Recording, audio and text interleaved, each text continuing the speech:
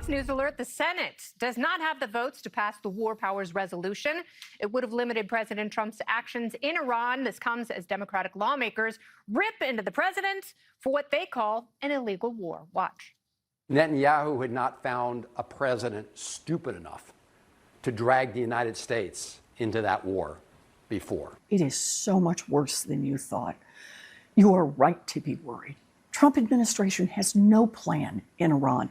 This illegal war is based on lies. When there's no set plan, when you can't hear day after day, we're going to do this, this, this, and this, and these are the reasons why, you end up with an endless war. This is a president that is reckless and wrong. This isn't a war for America. This is Trump's war. And Gavin Newsom is trying to make a new lane for himself for 2028 by questioning U.S. support for Israel. Do you think, looking down the road, that the United States should consider maybe, rethinking our military support for Israel? It breaks my heart because the current leadership in Israel is walking us down that path, where I don't think you have a choice but that consideration. Others are talking about it appropriately, sort of an apartheid state. An apartheid state. I watched his comments. I parsed his statement in writing and still didn't understand what he was saying. Gavin Newsom sounds like he's trying to have it both ways, but he's also taking a much tougher stance on Israel than he has in the past. Why? Well, it's definitely post-October 7th and what had happened in Gaza. That's definitely the current or the vibe of what's going on in the Democratic Party. There was polling out earlier this week or last week that for the first time ever, amongst Democrats, there's more sympathy with Palestinians than with Israelis. And everyone who wants to run for president is going to have to reckon with that. And they're all finding different paths to doing it. I mean, you even see some shifting in how Josh Shapiro talks about Israel and our relationship. And the easiest thing to do is to focus on Netanyahu and his leadership, since Netanyahu isn't particularly beloved by his own people either. So that's kind of a good place to go there.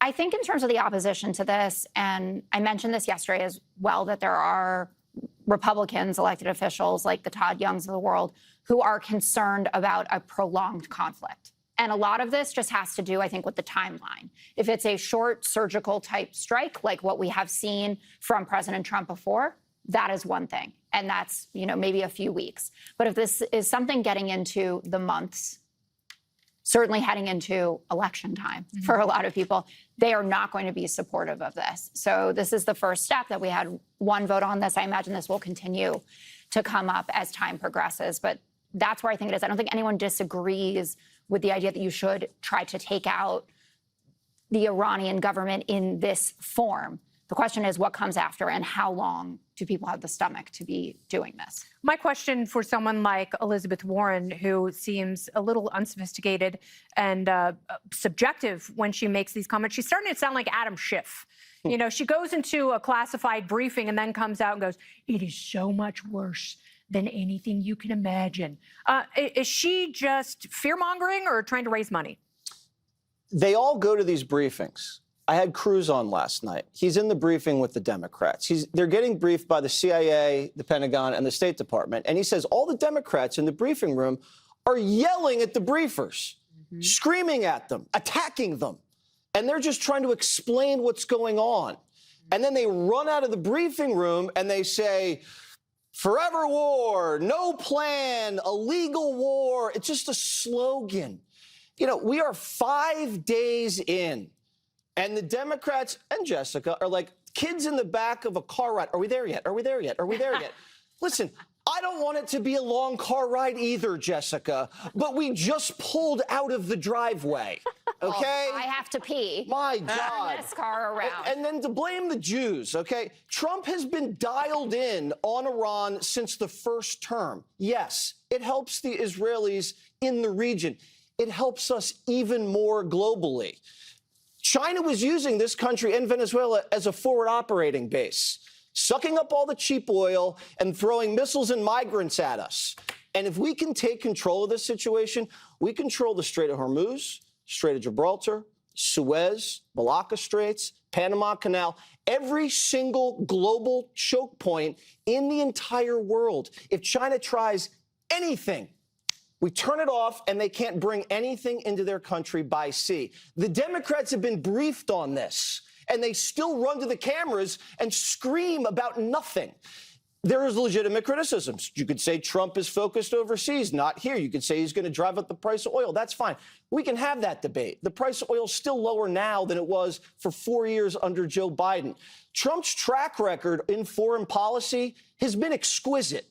He has learned a lot from Iraq, and everything he has been common sense and surgical. So give the guy a chance. If there's a refugee crisis, if oil goes over $100, fine. You guys can trash him.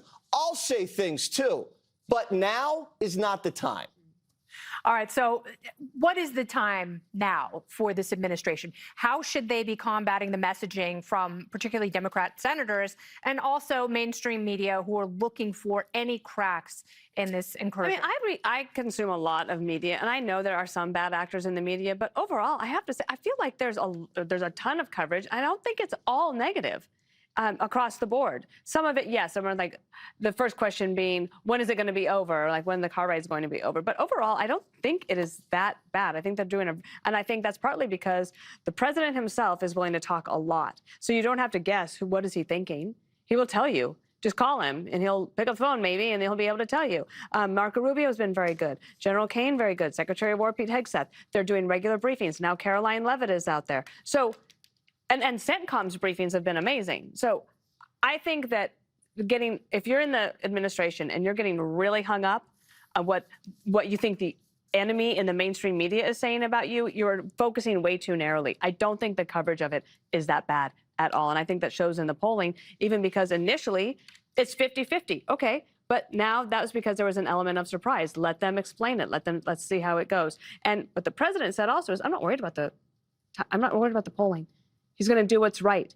What bothers me a lot about what Gavin Newsom said is, and then who was the other person that said the same thing? Van Hollen.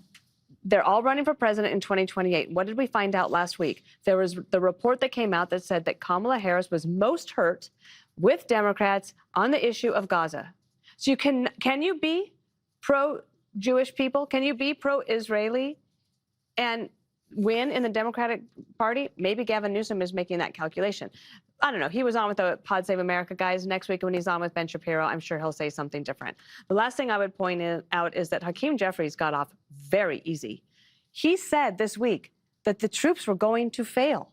Wow. That is like absolutely disqualifying behavior in the olden days of like 3 years ago. If you had said that, and he just gets to walk off scot-free. And like, to me, the media, if you want to focus on somebody who said the wrong thing, I would be focusing on him. Well, Greg, to Jessica's point, she said that there's a litmus test for frontrunners for the 2028 Democrat presidential nomination. And that is, how do you defend Palestinians? But a lot of these people certainly haven't been defending subjugated Iranian women. Well, the trend continues. They pick the wrong side every time.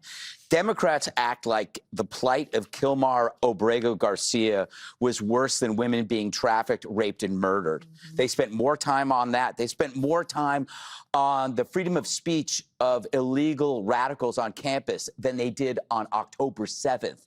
They felt that men in dresses had priority over the kids they wanted to teach. This is their zombie mode. They put polling before people, and they think their polling is based on the loudest voices. They forgot October 7th. That's why you have the plight of the Palestinians, which is a media-generated story. They forgot the tens of thousands of Iranians that have been killed in the last month. They always choose the bad guy because Trump sides with the good.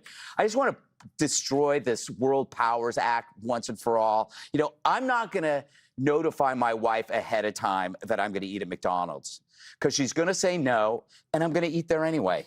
So why notify? The War Powers Act is just a wife that wants to register a complaint. You just don't do it. You say you left a message. It's stupid. We knew it was going to fail. Trump built a bank of trust. So now it's the time to rely on it. Probably the most peaceful president in his first term that we've ever seen. And yet what's he do? Venezuela, tariffs, border, crime, trans. He's decisive. He tells you what he's going to do. I think he's earned our goodwill. And even though we're in the fog of, quote, war, I kind of trust that he put a lot of research before he looks decisive. People go, oh my God, he's so extreme. He's so extreme. No, he does it when he knows there's a high reward. He also does things when he sees free money on the table. And that's why when he does something, I'm wondering, what am I missing? Like Venezuela and what it's doing to Cuba right now. I didn't see that one coming. I think we're still responding to Trump as if he's part of the old system. It's like you drove into a gas station in an electric car and you're trying to fill up a gas tank and you don't know where the gas cap is. You know, people think he's acting rashly. No, he's assessing payoff versus risk. Don't get in so you don't have to get out is probably his #1 priority. Not only is the status quo not used to this, I think they're embarrassed by it because it's forced everybody to ask themselves, is it really easier than we thought? Like, you went into Venezuela and now the president is in a Brooklyn jail and that's never been done. And yet we kept dealing with like all these stupid little half measures and mini measures with Iran, with Venezuela. Oh, let's do this. Let's do an embargo. Let's do this. And the guy says, no, I'm tired of this escalation. Let's just flatten it. And then I don't have to go in there, but anything is better than that. I think this is different than Iraq. I think this is different than Afghanistan. But we have to watch. The fact is, we've had way more warlike presidents, and we never questioned why they didn't go to war in certain situations, did we? Did we go, why did he go? So now we have the most peaceful president, and we're questioning why he's doing this. I think that we can question, but we can also be patient. He never picks a path that he cannot reverse or adjust. You can't bring a mullah back to life, but they're trying. So, well, that's going to be a long process. Yes. Be sure to like and subscribe for all the Fox News latest on YouTube and catch full shows streaming now on Fox One.